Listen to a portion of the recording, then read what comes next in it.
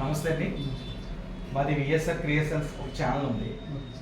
అయితే మేము తారా నుంచి కర్ణాటక రావడం జరిగింది. అంటే నాని సిద్ధాంత్ గారు అని ఒక సిద్ధాంత్ గారు ఉన్నారు.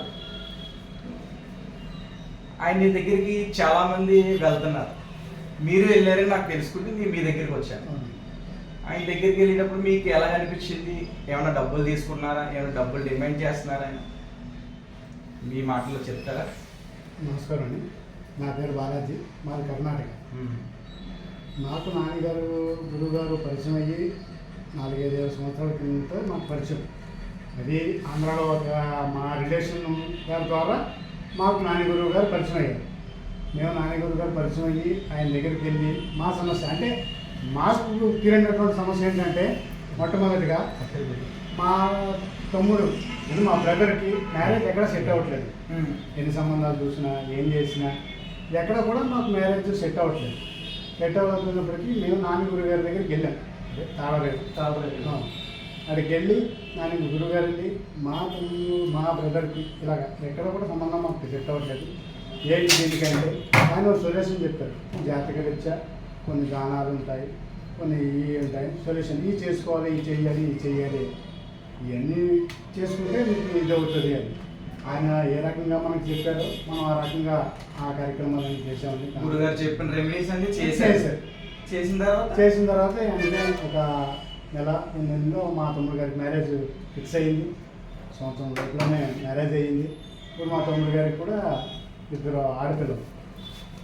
నేను తెలుసుకున్నది ఇప్పుడు ఏ సిద్ధాంతం దగ్గరికి వెళ్ళినా 10,000 మీకు ఈ పూజలు చేయాలి, ఆ పూజలు చేయాలి, లక్షలు తేయండి, 50,000 తేయండి, 20,000 తేయండి, ఈ పూజ చేయాలి, ఆ పూజ చేయాలి అన్నారు. అలాంటిది ఏమైనా చెప్పారా? లేదు గురుగారు ఇప్పుడు ఎలాగంటే మా గురుగారు ఈ రకంగా చూస్తున్నారు కదా, ఈ రకంగా నాన్నకే ఏమేమి చేయాలి, ఏ రోజు చేసుకోవాలి, ఇలా ఈ రకంగా మనకి రాసిస్తారు అన్నీ కూడా. ఈ రకంగా ఆయన రాసిచ్చిన నీటిలో కూడా 1000 రూపాయలు మించి సరుకు ఏది అవ్వదండి. అంటే మీరు చేసుకునేది ఇచ్చేది కాదు, మనకే మీకు అంటే కూడా పెద్ద ఖర్చుతో కూడింది కాదండి. పెద్ద ఖర్చుతో కూడింది ఏమి కాదు. ఇది చేసుకోవాలి. ఆయనంటూ మనకి ఎప్పుడు ఎంతవరకు కూడా ఎవరిని డిమాండ్ ఇచ్చి ఏమి కాదు. ఆయనకి మనం తోచింది డిమాండ్ అంటూ ఏమీ లేదు. నేను అవి చేస్తాను ఇది చేస్తానని ఆయన ఎప్పుడు మనకేం చెప్పలేదు. మనకి ఇలా రాసిస్తారు, మీరు చేసుకోండి అంటారు, అంతవరకే. అలాగే మేము చేసాము. మా తమ్ముడు గారికి అంతా సక్సెస్ అయింది. అలాగే మళ్ళీ 2వ కూడా మేము వెళ్ళాం మా చెల్లెలు గారి సమస్య గురించి. అంటే ఎన్నిసార్లు ప్రెగ్నెంట్ వచ్చినా 7వ నెలలోనో 8వ నెలలోనో అబర్షన్ అయిపోతాం, కడుపులోనే పెట్టి ఇది అయిపోతాం. ఇలా 2 సార్లు ఇలాగే అవుతే మళ్ళీ నాని గురువు గారి దగ్గరికి వెళ్ళాము. ఆయన కొన్ని సొల్యూషన్ చెప్పారు. అదే మీకు చెప్పాను కదా, అలాగే చేయాలని. అలాగే చేశారు. పలానా ఆయన డేట్ కూడా ఇచ్చారు, పలానా రోజు మేము ప్రెగ్నెంట్ అవుతామో పలానా రోజు దాకా ఆ టైంలో డెలివరీ అవుతుంది, బిడ్డ అంతా చక్కగా ఉంటుందని. అలాగే ఆయన చెప్పినట్టుగానే మాకు అదే ఆయన చెప్పిన టైం నుంచి 1 నెల అదే ఈ 20 నుంచి 20 రోజుల్లో ఇలాగ ప్రెగ్నెంట్ అవుతామని చెప్పారు. అలాగే డెలివరీ టైంకి ఈ టైంలో అవుతుందమ్మా అని చెప్పారు. అలాగే అయింది. మా చెల్లికి కూడా ఒక ఆడబిడ్డ.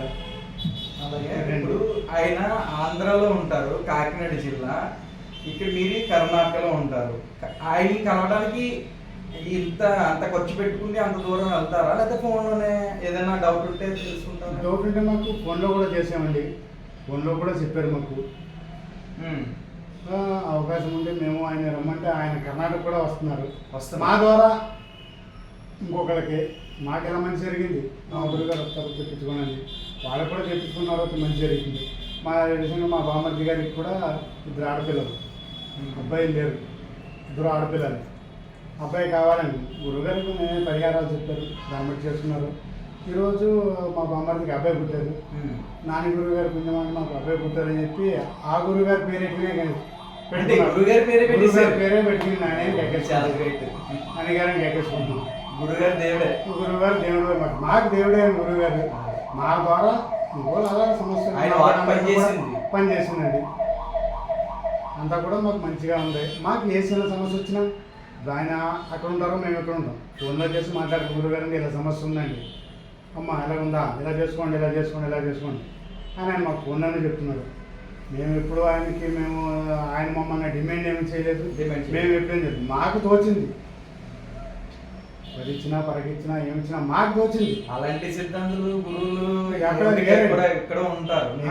అలాగే గురుగారు ఎలాగంటే ఇప్పుడు చాలా మంది మీరు తప్పడానికి కారణం కదండి, ఇలాగ అవునా అని ఆశ్చర్యపోవడానికి కారణం ఏంటంటే ప్రపంచం మీద అందరూ కూడా 80% ఒక పెద్ద బోర్డు పెట్టుకుని సిద్ధాంతం చెప్పి మేము యాగాలు చేయాలి, యాగం పబ్లిక్ చేసుకుంటున్నారు. ఇప్పుడు యూట్యూబ్ లో 20,000 అవుతుంది, 30,000 అవుతుంది అని చెప్పేటువంటి వాళ్ళు ఎక్కువ మంది ఉన్నారు. దాని గురించి మీరు కూడా పొరపాటు పడుతున్నారు.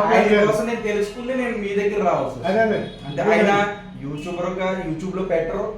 నేను ఒక వ్యక్తిని అడిగాను, అదే నాకు ఇలా బాగుంది, చచ్చిపోయాడిని నేను బతికాను, అది అంతవరకు నిజం. తర్వాత నేను వేరే ఆయనకి చెప్పాను అని అన్నారు, అప్పుడు మీ దగ్గర రావాలి, నేను వచ్చాను. అదేనండి. దానికి ఇప్పుడు మీరు ఒక సిద్ధాంతి గారు అనుకున్నప్పుడు మీరు కూడా ఆ ఉద్దేశంతో వచ్చింటారు కదా. నేను దానికి వివరణ చెప్తున్నాను. 80% అటువంటి వాళ్ళు ఉన్నారు, లేరంటలేదు. కానీ మా గురుగారు అటువంటి గారు ఎవరిని ఎంతవరకు అమౌంట్ విషయంలో కానీ దేనికి డిమాండ్ ఏం లేదు. మనకు తోచిందో మనం ఇస్తాం అంతవరకు, అంతే. ఎంత ఇవ్వండి లేదండి. అది ఏం చేయాలో పరిహారాలు చూపించాను కదా అన్నట్టు చాలా క్లియర్నెస్గా ఇది చేసుకోండి, పలానా టయాన్ని పలానా ఇది చేయండి అంతవరకు. ఆయన రాసిచ్చేవన్నీ కూడా ఖర్చుతో కూడినటువంటి ఏవి కాదండి.